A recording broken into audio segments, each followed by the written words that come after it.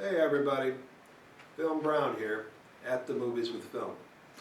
Got a great film for you tonight, one that we have shown multiple times, one that we don't get tired of, one that we look forward to, and as a matter of fact, got me some food to help me kind of maintain my sustenance while I watch this film. It's a major length, it's about an hour long, so I don't know if I can take it. But I love Waffles while I'm watching The Little Shop of Horror, 1960, one of Roger Corman's great opuses. You might know it from the musical version that came out later.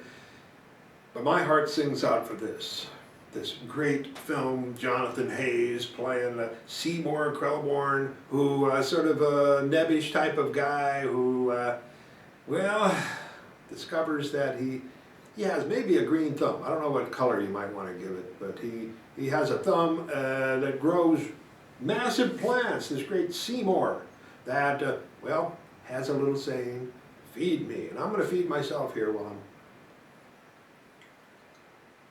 I'm... What? Feed me. What? Feed me. Not now. I thought we had this cleared. These are mine. You'll get yours later. Now, if I can do this uninterrupted, you know, I think that this is a remarkable film. It's a comedy horror film. It really knows what it's doing. It really knows how to... Feed me. Okay, here, see? Nobody can say that I'm not generous. Generous to a fault. And it might be a fault to feed waffles to a plant, but heck, if it's good enough for me, it's good enough for you. Here. Yeah. There you go. Work on that a little bit. Yeah. Now, I don't have any syrup on it, there's no butter on it. As a matter of fact, I like to eat them semi-frozen right out of the freezer, just the way they are. Some people like to gussy them up and put different things on them. That just hides the great flavor of what a waffle is. You know, if you like waffles, if you like syrup and butter, go ahead and eat that all by itself and have at it, right? But this, no, I like this. Now, okay, now, fun film, okay? Here, this guy has this plant. Food, feed me. I don't know how far I'm going to get in this. I know a lot of you know this thing already. Here's some more. That looks good. Okay. Okay. Now, he finds out that this plant has kind of a voracious appetite. Can't feed it enough. And obviously, what does it eat? Well, it doesn't eat waffles, which would have made it easier for Seymour here. But he is finds out that it has a hankering for blood and eats humans and so on. So this plant, and I said the plant was named Seymour, it's named Audrey. Audrey Jr., okay, was the name of the plant. I'm so excited about eating waffles that I just kind of forget different things. Now, this is a cool film for Roger Corman. 1960, good year for him. Now, you think about Little Shop of Horrors, yeah, big time and things, but he made some other films of that year, too. He made Last Woman on Earth that year. We show that here. That'd be a great thing to, well, feed some plant while I watch that. Feed me. Okay, here you go. This is like how I eat at home. Feed me. Where my dogs are continuously begging all the time, and by the time I'm done, they got all of it, I get hardly anything. So, yep. So, yep, Last Woman on Earth, okay? Likewise, this is the year that he started his Poe cycle. The House of Usher was made this year. Whoa, you know he did a whole series of films based on Edgar Allan Poe, and one called Troop Attack, which I haven't seen that. Have you seen that one? Yeah. Okay, so, okay, he hadn't seen it either, okay.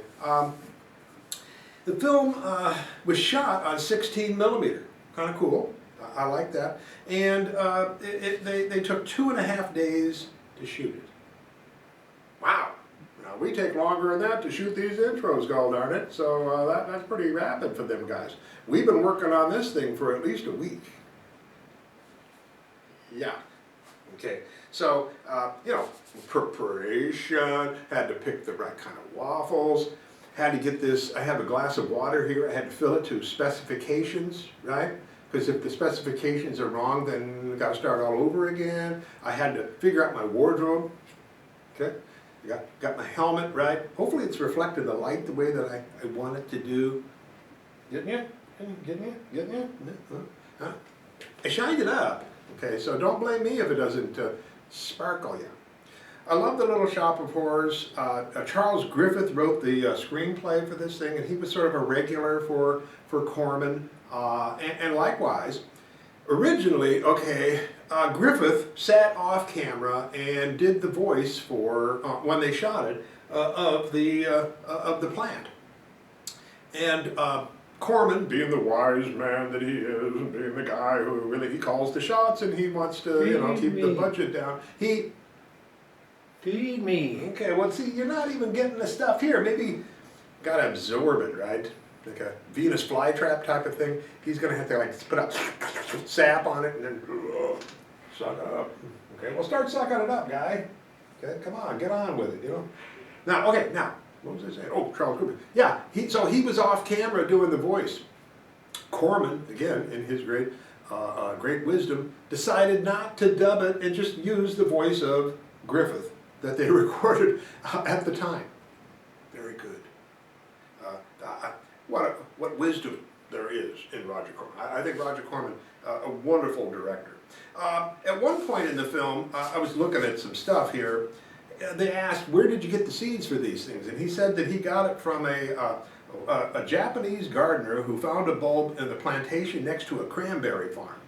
Now for us, it's like, oh, big deal. But at that time in '59, there was a herbicide scare in cranberries. And they were sort of taken off the market, I guess, for a time because of this herbicide that, made it dangerous to eat them. And I'm going to feed you. Feed me. Feed Uh-oh. And this is a newfangled thing for these kind of guys, too. Where they got the ability to have a phone, I don't know, okay? But I told you, put it on vibrate, okay? Because it interfering with my thinking apparatus, and I put the helmet on to get, so I wouldn't have any alien influences getting me, but the plant got me. I think you're gonna love this film. It's grisly for 1960. It is funny for 1960. It has a great actor in there as well. You love him, you can't do without him. Jack Nicholson plays sort of a patient who loves pain at a dentist. And does a lot of great laughing and chuckling and stuff like that. I was just reading something that Jack Nicholson said when he watched the preview of that. He was surprised at the number of people who laughed at the role that he did. And he kind of, at the time, was kind of embarrassed, and then he all of a sudden realized, yeah, it is a comedy. So that was a great compliment. He found that to be very, it moved him. And it moved him to, remember, Nicholson had that period where he could have gone to being a director or a writer, but of course he moved into acting, and I think I attribute it to the great role that he did in the Little Shop of Horrors. Okay, Little Shop of Horrors. Think you're gonna like it. I really enjoy it. Also has Jackie Joseph, Mel Wells. We love Mel Wells. A lot of the film was ad-libbed. They didn't rescript a lot of it. They just kind of said, here's the idea we're going for, and we got only 2.5 days. It's running on my watch here. We got to meet her. Let's go for it. I guess they didn't even worry about lighting the sets.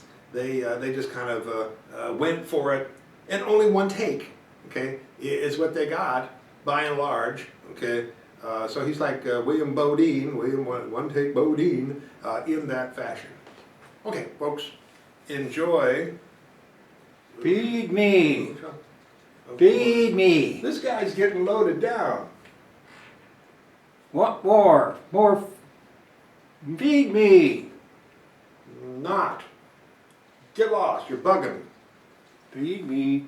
Watch this and I hope your houseplants aren't bugging you. Boop. Kill it. Those were pretty good.